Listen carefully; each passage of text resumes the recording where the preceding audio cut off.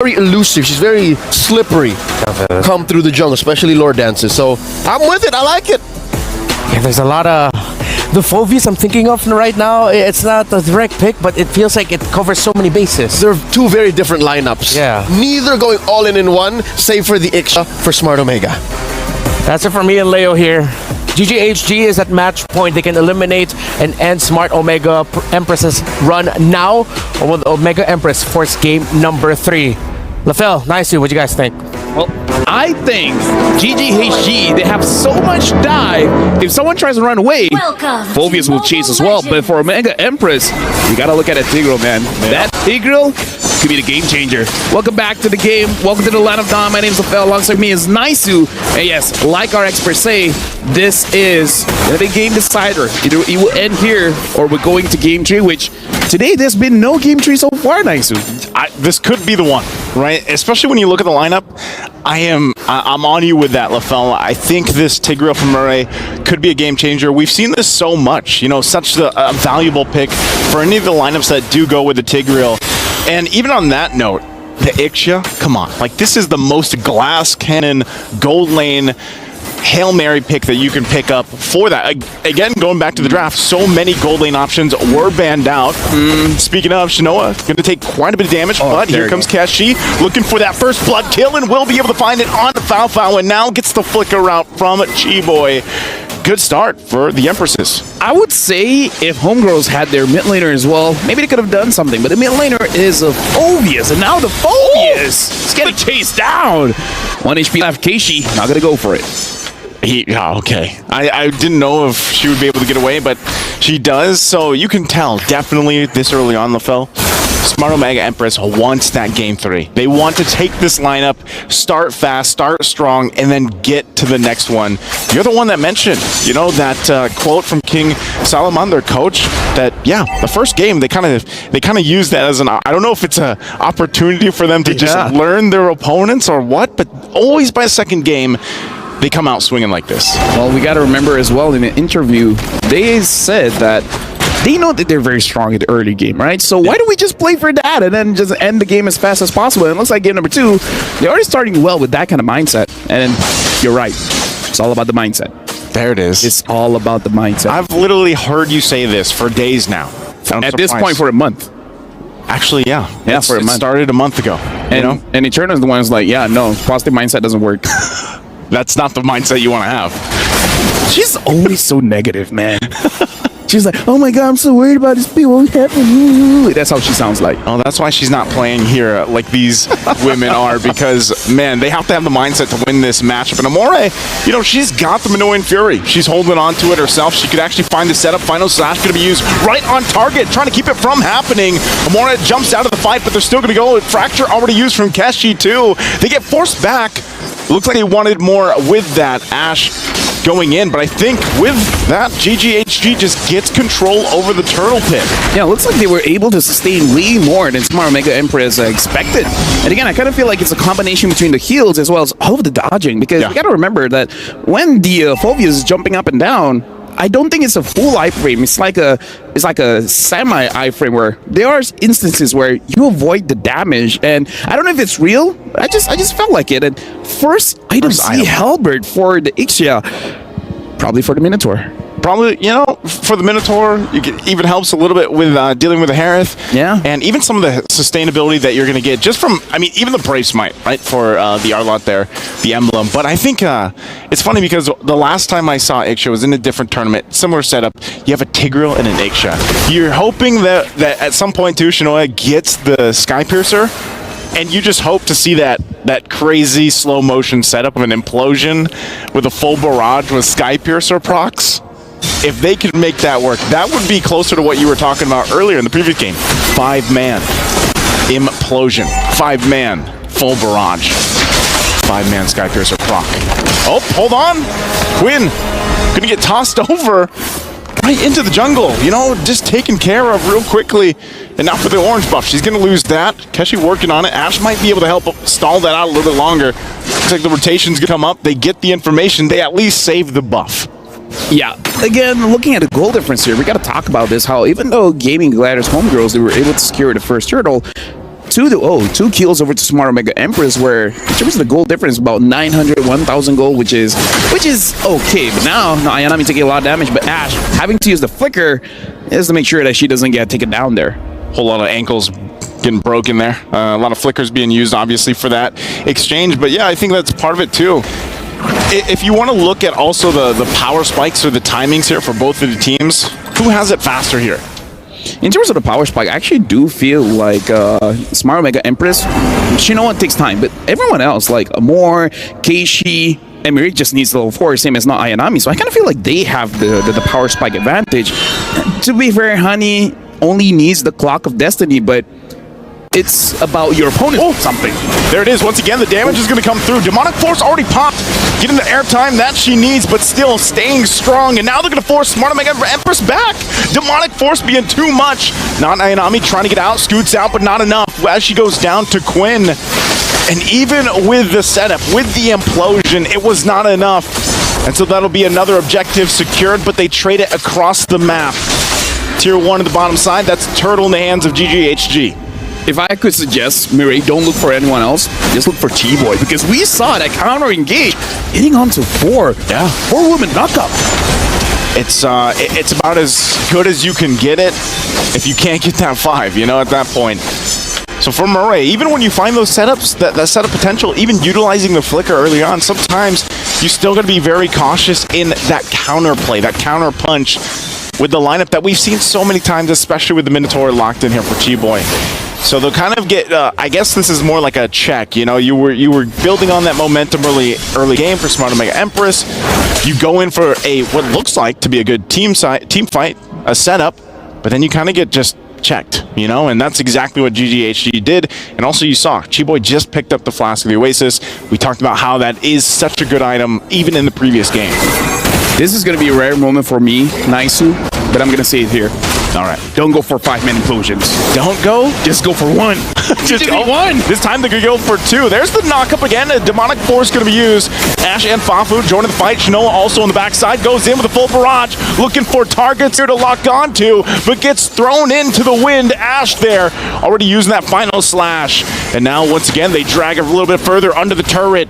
Murray trying to keep alive, but they're just going to go full sending it under the turret to fight him out. A flicker going to be used by Shinoa. Can she outplay it a little bit further? Looking for another kill. She gets a double kill. Can she get the triple? She's waiting for time to get here. She heals back up. She gets a triple. Maniac. How does she do it? And now she gets the Savage. What an outplay. What an outplay from Shinoa. I did not thought that was going to happen. But like I said, you don't need 5-man implosions. Just do 2 and then get a Savage. Sometimes less is better. Now we got to look at the SCC replay here to see, like, homegirls, they were very ambitious here, which you can't understand. Look at Shinoa, she's so low. But look at that healing, right? The healing coming in from her own kit, and maybe this is why she grabbed the Sea Halberd, just to make sure that those extra heals, it's not gonna happen. And not Ayanami. That was a key onward. That onward was savage-able. Like, because of that, they got a Savage. Oh man, what a play. You can hear the crowd love that too. One bad thing though. What's that? If she dies, that's a huge shot. That's a lot of gold. That's a lot of gold. That's the only thing that we got to emphasize here. So that's on the list now for GGHD. They're like, yep, all right, we got to go ahead and shut her down. Is that the first Savage of NWI? I think so. Right? I mean, I'm wondering what the next item she's going for too. Demon Hunter Sword? Yeah, Demon Hunter Sword. But even with that, I mean, now they're gonna. This is the thing. Mid lane, they're gonna find it out. Full barrage already gonna be dropped once again. Demonic Force might not be enough for this one. They're trying to get the positioning. Final slash gonna be used too. They finally get Murray, but look at this in the mid lane. They're gonna be shut down a little bit further as she does fall. And Demonic Force from Hanny is too much. But here comes not Ayanami. The shield is there. The stun, and now Ash will help disengage. Talk about a swing back. Momentum continues to go back and forth, but GGHG wins that team fight. Okay, she went for the 1-person implosion. Okay, get two. All right, no, we see the middle line, right? Don't do 5, don't do 1, do 2. But again, that's the big shutdown goal, right? We just said it. We literally just talked about this. You're on desk, LaFell. You got to be careful what you say. I would like to give my apology towards the management of Smart Omega Empress. I only have one thing to say. I'm just doing my job, man. Hey, you're stating the facts. That's what they had to do. They knew after the Savage, we got to get the kill. They got it. Now the gold's there. Obviously, also Skypierce being picked up here by Kashi. So all this leads into a relatively even take for the Lord. You know, itemization-wise, it's pretty evenly distributed. They're pretty much neck and neck in terms of economy, but right now, who's going to get the advantage, the upper hand? And I would still say something that GGHG has to be careful of is that full barrage. Once they see that laid down, someone has to put the pressure on Shinoa and hopefully cancel it out early, because it's a lot of damage that can be pumped out. But as we're seeing, man, Hani on this Phoveus mid that pops up. Hold on. Speaking of, Demonic Force going to be used once again. Quite tank yourself, and also in the bottom line, Shinoa going to be the one in trouble under the turret. They're going to dive in. Ash goes in, takes a ton of damage, but will go and trade it out. And it's a 1-for-1 trade. A 1-for-2 trade, actually. Conceal going to be used as well, pushing them back a little bit further. GGHG on the run here. This might be the opportunity for Smart Omega Empress to take the Lord. I see what you did there. Yeah? You talked about Honey, and then Honey died. Sorry, I threw it back to you. Yeah. This really is Malaysia against Philippines. More than one way. With that being said, now we're kind of going back to equal here. Every member is alive, and now they're fighting around the Lord. I would say slight advantage to homegirls just because they have the healing coming in from the Minotaur. But with that being said, there's honestly a lot more engaged coming in from Smart Omega Empress because Amore has the Minoan Fury. So Miri can pick people off. Just do 2 Implosion, and the rest of the members Amore can handle. So now you honestly have the perfect setup. You have 2 roamers, and both roamers can initiate the fight. So 1 for engage, 1 for disengage. So on one hand, you have healing available, but even damage once the Primal Wrath form is popped. Holy Crystal, though, picked up. Speaking of damage for Foul. Quinn here now, getting eyes set on Kashi, has the information. Also, a little more defense for Hanny. Flicker going to be used. Not sure what the play is here, but they're going to force Quinn back a little bit further. Neither team could actually start up this Lord, as both junglers putting the pressure elsewhere. And it looks like they're just trying to get the space advantage to work around with. Now, if GGHG gets this mid turret in Tier 1, they'll have a little more space to work around with because theirs is down. And now this might be the moment that they both get set for the Lord take. I feel like they definitely want that mid, but they also understand they will not be able to get it without a fight. And right now, Quinn is having to do cleanup duty. She has to handle the top lane. But we've seen this before. The moment someone is seen in the map, that's where you can see a team getting aggressive. I kind of feel like for Smart Omega Empress, they already found Honey. Yep, again with the Demonic Force, the rest of the team trying to make their way. Goes in, there's the jump in, but look at the damage. Full barrage going to be dropped down. You can see the Skypiercer proccing as well. Ash will be able to get away. Now Quinn amongst them all will go under the turret, but she finally gets taken down. Double kill for not Ayanami. 3 down for GGHG, and so now this could be that moment. Smart Omega Empress only down Murray. Do they take the Lord here? Fanfa waiting patiently. Rest of the team need to go heal back up. Shinoa's going to go ahead and start this one up. Still working on it. Keshi does have the Retribution available, so this should just be a Lord in their hands. You know what's the game changer there, Naisu? What's that? Mireille. Yeah. You know what she did? What'd she do? Implosion only to Chi-Boy. Only to Chi-Boy. Chi-Boy was so late getting that Minoan Fury off just because Smart Mega Empress, they initiated the fight with not Ayanami with the onward, able to catch out Honey. And then Chi-Boy, of course, she wanted to help the mid laner, right? But because the implosion was there, she couldn't do anything. And by the time she engaged, it was a little bit too late. Honey was not there anymore. And then at that moment, homegirls went in a disadvantage because all the timings were not right. Yeah. So shout outs to Mireille. That was an amazing play coming from her, making sure that Chi-Boy didn't impact the fight as she wanted to. And you know, with that, it's kind of like if Murray does just catch 1 or 2, actually, in reality, it's okay. Because like you mentioned, they have so much layering of ultimates that they can take, especially if Amore continues to take the Minoan Fury. She might be searching for that now, too, to set up for this Lord push as it makes its way down the bot side. GGHG trying to keep this together, trying to keep as much of their base together as they can. The Earth Shatter going to be used still at any moment. Not Ayanami could force the situation with that onward. She has the flicker available too, but they're just going to get that 1 turret for now. might take the discipline route. Everything, again, what they're facing is this match point from GGHG. More now having the Inquiry, so again, a lot of initiations here. Queen having the Blade of Despair should be able to deal a lot of damage, but I kind of feel like damage isn't her problem, it's survivability. Can she survive this game? Oh, good eye for an eye. Good eye for an eye. Good usage there. Able to go in. Ash, though, with the final slash. Gonna find Murray. Implosion gonna find 2. There's the knock-up 2. Quinn jumps in the backside. Shinoa tries to flick her back, but she's got everybody on top of her. She tries to get away, but she will fall. 3 down for GGHG. It's only Shinoa that went down. Hani could be the next one. She has tons of health and shields, but they battle it out.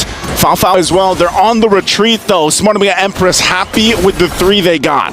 Right now, it does seem like Homegirls, if they want something, they got to trade something. And that's something that they really do not want, because Queen was able to get Shinoa, but because of that, Queen herself was taken down. And this is not good, because when you're the defending team and you're losing members, you're losing map pressure. And when you're losing map pressure, you're going to lose turrets. And they might lose the mid one here. They're going to go for it. Look at the damage coming out once again from Keshi. Demonic Force going to be used again. Hani trying to hold the front side, but won't be able to escape. She finally falls, but at least for now, GGHG holds on to their base turrets. 2 of them. They only lost that one at the bottom side, and now where does Smart Omega Empress continue to put the pressure? 15 seconds from the Lord coming up here. Are GGHG in a position to contest this Lord once Hani is back alive? If she responds and then goes to the Lord, sure, but I don't think Smart Omega Empress is going to give the time. As we see, the Lord is getting rushed down immediately, so Honey doesn't even get time to respond for this one, so they got to protect the base. Now, the problem is, look at the wave clear. There really isn't, right? You have the Phobias. Yeah. It's not a heavy enough, what do you call it? Damage, clear speed? Spiky ball? Yeah. Spiky ball, ironclad, something. It's you talking about his chain, his weapon? Yeah. What's this called? Isn't like a, I don't know, it looks like a mace lantern. The mace, okay, sure, let's go with that. The mace, lantern, flare, not the flare lantern. It's not enough to clear the minions, right? Yeah. The one that can really clear is Fao, but Fao needs to be in the Zalman Force to actually clear it, but... Quinn could, kind of. She will die for it. Maybe use that like the final blow. Yeah, she can, but she will die for it, right? Because the moment Ayanami sees Quinn is going to get taken down, so it's very risky. We'll see how they kind of go with that risk. Mid lane turret's going to fall here. Lord makes his way to the base. G-Boy also picks up an immortality. She knows she's going to have to play that front side, especially into Amore. And there's the onward. They're going to find Ash. They get the flicker out. Still Lord going to be worked on. Primal Wrath going to be used. They have to fight for it. Going to force a situation. A full barrage going to find multiple members. The knockups too. Multiple immortalities will be popped. The final slash going to be used. But it's G-Boy that falls. Keshi looking for another. Multiple people so low here. But so far they can't find Shinoa.